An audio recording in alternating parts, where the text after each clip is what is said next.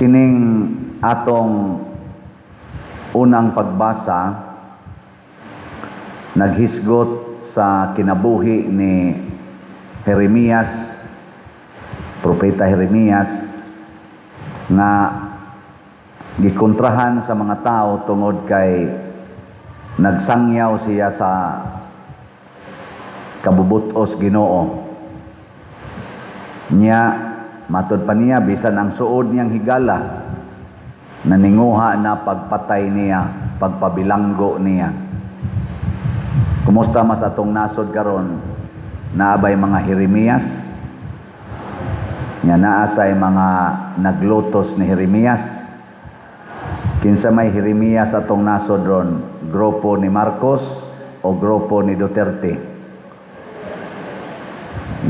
Lingay mong tupad, inahain ka na bilong ni Jeremias o sa mga naglutos.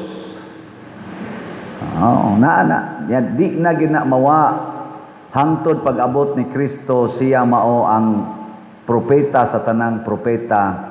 Gilutos siya mismo sa iyang kaugalingong mga kadugo o gibudhian mismo sa iyang kauban, nga kauban atong iyang 12 ka apostoles nga ginganlag Judas Iscariote.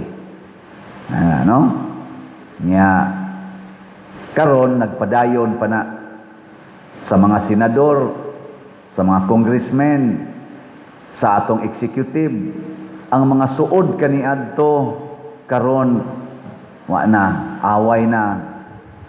Ang suod kaniadto karon naningkamot nang mapriso ang ilang suod kaniadto. Gipang-play man ang ilang mga video kaniadto na ay nagsigig daig sa mga Duterte sa iyang war on drugs, pero karon maunay leader sa pagpapriso ngadto sa dahig ni President Duterte, maunay leader o passionate kaayo nga ipa-impeach gyud ang Vice Presidente. Pero sa una, perting daig na ilang mga video.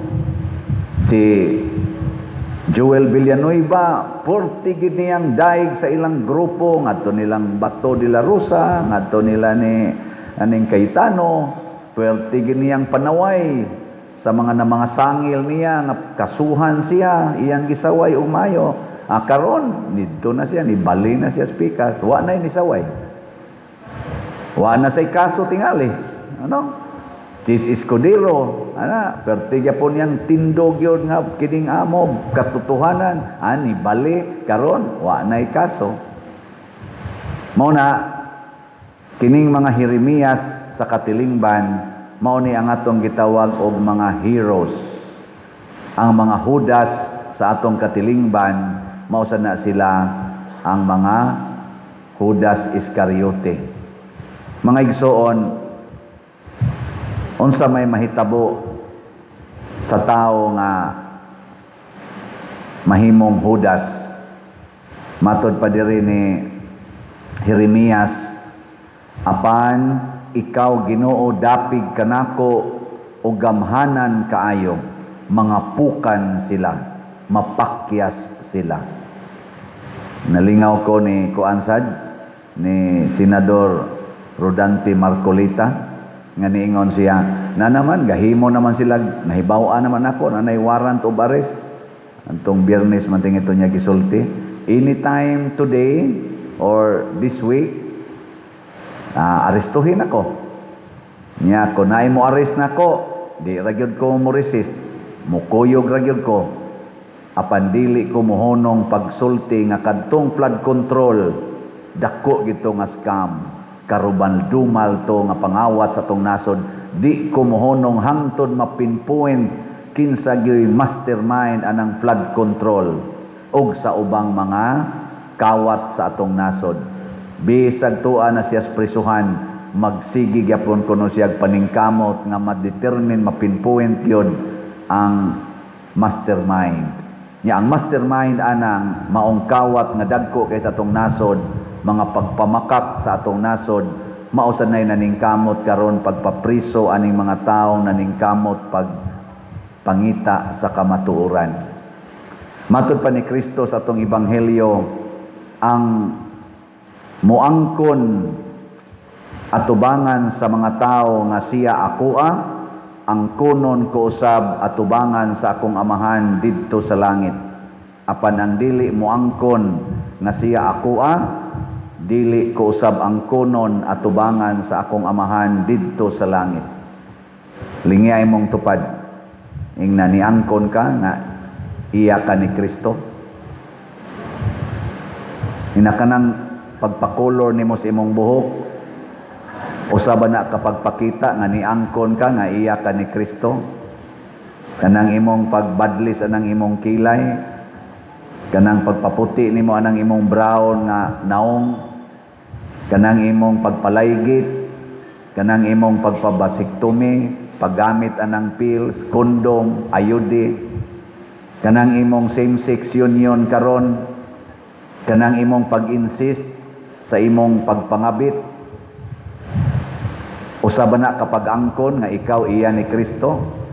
Kanang imong pagpangawat sa kwartas nasod, apil ka ng sindikato sa trillions nga nangawagtang natong kwarta, nga 40 na nung lisura nato, hastang mga estudyante wa nay classroom, ang mga masakiton wa nay budget sa PhilHealth, wa nay farm to market roads, wa nay suporta ang atong mga kaning sa fertilizer o sa mga ubang gamit, modernong gamit sa panguma ang atong mga farmers. Kay gikawat na nining mga nasodnong leaders nato dinis Pilipinas, nangamatay na ta sa baha kay ang flood control pulos ghost or dili man ghost substandard. Mao ba nay pag-angkon nga ikaw iya ni Kristo? Kining akong pagsigig baligya o raffle ticket, unsa man ni pag-angkon ba ni nga iya ko ni Kristo? Tubag. Para ato nang evaluate atong kagalingon, sayon ra kayo evaluate. Nya isalikway ta ni Kristo. Nya kung balikan nato diri si Propeta Jeremias, ningon dayon siya diri, maulawan sila ug ang ilang kaulawan walay katapusan ug dili gayod hikalimtan. Si Joel Villanueva nitabok spikas ug siya nakapahimong kompleto sa 13 ug nailisa na ron ang Senate kuan President unya nangausab na ang ilang mga pamaagi ron sa Senado.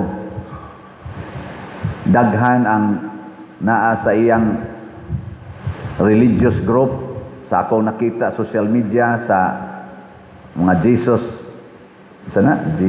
is Lord nga nang binga na sa ilang religious group og nihatag og mga pamahayag diha social media nga nahiubos og na disappointed sila kay klaro kaayo nga ang pagbali ni Senator Joel Villanueva ngadto Pikas Pundok sa pundok nilang Soto Gatchalian, nibiya siya sa ilang pundok original ilang Cayetano, klaro kaayo nga nahadlok siya nga mapriso.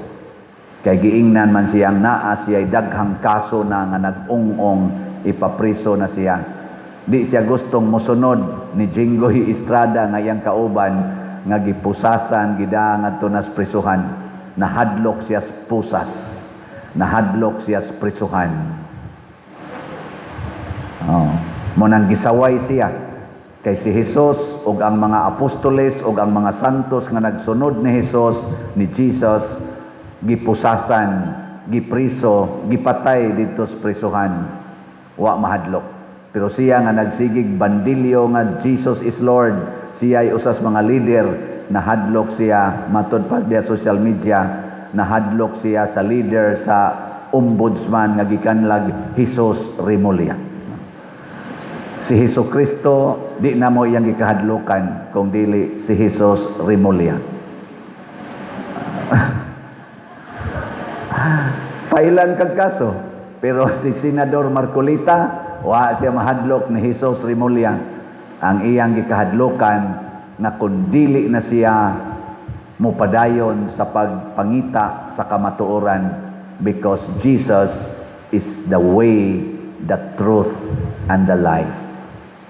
The true Jesus is the way, the truth, and the life. Mao nang nihisgot ko anang mga pills, nihisgot ko anang mga pangiskis kilay, pangulors buhok, ug uban pa. Ngano man, anti-truth, anti-life ang maong mga buhat. Bisan gani ka ng pagkulors buhok, matud pa sa atong environmentalist nga akong nakaila, insa inighugas anang colors buhok pa der dito sa parlor, iyabo na ngadto septic tank or adtos kanal, o adto septic tank buadto na sa atong water table dito sulo dito sa laom, mo nang contaminated ng atong water tables, dili na potable ang atong tubig bisan paggikas deep well or gikas puso. Tungod anang chemical nga niabot dito og mudagan sa napadung adto sa kanal adto na ambak sa atong seaside, mga matay sa atong mga marine lives, labi na mga corals tungod anang chemical nga gikan sa colors buhok. Pila ka millions ang nag-color silang buhok nya, pila sad ka tons of chemicals ang moadto sa water table ug adto sa dagat. Kakuha mo? Awa mo kakuha? Mao na siya. Simple ra kay na. Pero mao na nahitabo. Unya, magproblema din ta. Mahal kayong isda. Na hindi mo mahal. Napurti ng layuas mga mananagat. Kay wa na isda dias daplin. Sa una, mamaak ang isda. Matod pa nila, magbutang lang kang kaldero, mapuno na nas isda. Nanang wa kay kuan ba? Kanang mga mananagat. Sa una ko no? Oh.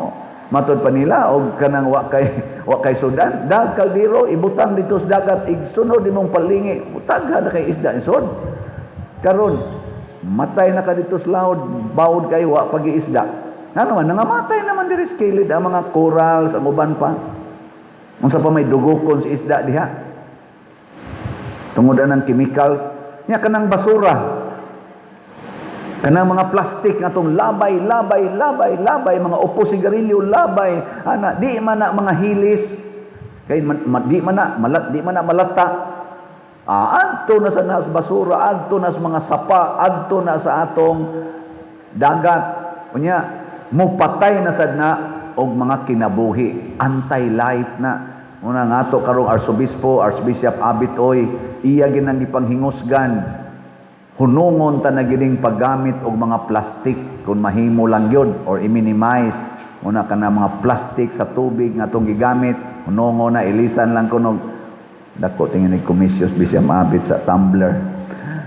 Tumbler sakto mo sana wa mo'y tumbler pagputol mo kawayan butangi ka ng higot nya tabune nya dadadaan ninyo sugong ana inom og dako nyo kawit o inyo yung dakoon kami sa una sagob katong pila ka buhos nga pila ka buko ng kawayan pasanon tikba dito basa kay mong buko-buko pero kana natural kay na kaysa kanang mga plastic nya gusto ni Bishop Abit nga i-segregate yun ang atong mga wastes. Mao na dinis atong parokya segregated kita dinhi malata ug di malata nya kanang malata ibalik na siyuta compost pit nya kanang di malata ay padaan na sakyanan haron galingon na dito i-recycle na way usik diha kilid pamutang mga basura purting bahua nganong ni baho man na kay inyong gisagol ang malata ug di malata kung lainon lang gid ang malata nya isod na nimo maglungag-lungag mo dito sa inyong kilid nya isod na nimo nya malata na di naman imaho. Kita rin gabaho-baho. Diya. Tanawa diri sa atong palibot, wa nay baho, ang nanimaho, ang ato na lang mga farmers. Ngano man, ato nang gisegregate, nya atong gipamutang ang malata o di malata. Kana atong taong diha, perti anang tambuka, mga kamunggay, ana, kay ato na nang gipamutangan sa atong mga nalata nga mga malata, nga ato mga lamaw, kana mga panit, mga pamutol na to mga tanom dia. Tuwa na dito, naata dito yung compost pit. Muna ayaw mo patakag labay. Ug ari na sa tamuhisgot sa atong lawas, Matod pa ni Kristo, ayaw mo kahadlok sa mupatay sa lawas, apan dili kapatay sa kalag. Nganuman, ang atong lawas malata, ang atong kalag dili malata. Kanay atiman na. O kung sa may makapanindot sa imong kalag, basta way sala. Matod pa ni San Pablo sa ikaduhang pagbasa, nisud ang kamatayon sa kalibutan tungod sa sala. Og tungod sa sala sa usa ka tawo nakasa tang tanan, muna ang atong kalag malata na dito sa impierno. Pero salamat nga naay Hesus dili Remulya, Hesus nga Mesiyas, Hesus Kristo, kay tungod kaniya sa iyang dugo o sa iyang pag-antos, iya tang gitagaag dako kay grasya nga mas dako pa kaysa sala. Mo nang pwede na tang maluwas. Ana, nya unsa mo ray gusto na unsa mo ray buhaton nato? Atong sundon si Hesus Kristo, dili ang Judas. Kay ang ilang kaulawan walay katapusan. Kadto lang si Marcos Sr., anhing Marcos Sr., dugay kay itong nalubong, kay ang uwaw kaayo ang iyang pamilya ato. Sigihagnan og diktador, kawatan. Kanisarong atong Marcos Jr., negative na ang rating. Iyara sa nang binuhatan, nganong siya presidente karos Pilipinas, nganong wa gid niya sulbarag tarong kining ato rong pangawat sa atong korupsyon sa kwarta nga trilyon sa atong nasod. Nganong wa gid na niya klaruhag sulbad, nganong wa niya klaruha og papriso ang mga mastermind sa kawat, nganong kana manoong mga wa gyud mga klarong kaso mao naman hinuoy imbestigaran og ipapriso dayon. Sunan ka si Senador Marcolita, gikasuhag plunder tungod sa donasyon nga gidawat niya panahos eleksyon gikan sa private persons. Ang kwarta gikan sa private persons gigamit ni Senador Marcolita, giisip nga plunder nga di man to kwartas atong nasod, ang plunder kana man kwartas atong nasod. Na hinoy malitang kwarta nga gitumbok na sa 18 Marines, gitumbok na ni Saldico, gitumbok na ni Gutisa, nilang Diskaya, nag-corroborate na ning ilang mga testimonya, nga gisnganlan yun, o kinsay gihatura nila ng mga kwarta, wa kasuhig plunder. Muna sa naaning atong presidente, nga nung wa na niya buhata, iyang tabunan ang kamatuoran, o nahadlok baka siya sa kamatuoran. Basig parihas siya ni Joel Villanueva, nahadlok sa laing Hesus. Wa mahadlok ni Hesus Kristo. Ningora ba si Hesus Kristo diri? Walay tinaguan nga dili mabutyag, walay gihunghong sa ngit-ngit nga dili isulti sa hayag. Muna ayaw mo kahadlok. Kitang mga Katoliko, kumusta man sa taron? Ang atong simbahan, doon na ba'y gibuhat, aron sa ibutyag ang kamatuoran, ang tinuod nga kamatuoran? Lingay mong tupad. Na tinuod ba nga daghan pang raffle tickets ang palitonon? Tinuod ba? Yes. Ang atong gi-order nga raffle tickets, ako lang ni isultihan, nagbayad na taan 200,000. 200,000 ba to? 500 plus 2,000, pila man na? 2,500 times 100. 2,500 ka subs.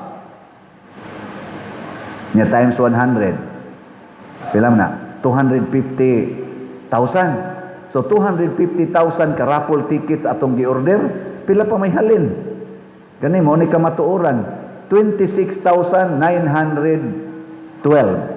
Pila pa may kuwang? 250,000 minus ibutang tanalag 27,000. So kuwangan pa 223,000 wa mahalin. Hala unsa may buhaton nato ni karon naman ning July 25 ang atong raffle draw. Ipamaligya ang inyong mga sakyanan, ang inyong mga matumo ni sugo ni Kristo. Ipamaligya ang inyong mga sakyanan, ang inyong tanang butang sa balay o ihatag sa kabos At niya ato nang i-translate into another words og ipalit og raffle ticket. Igkaugma hurot na ni.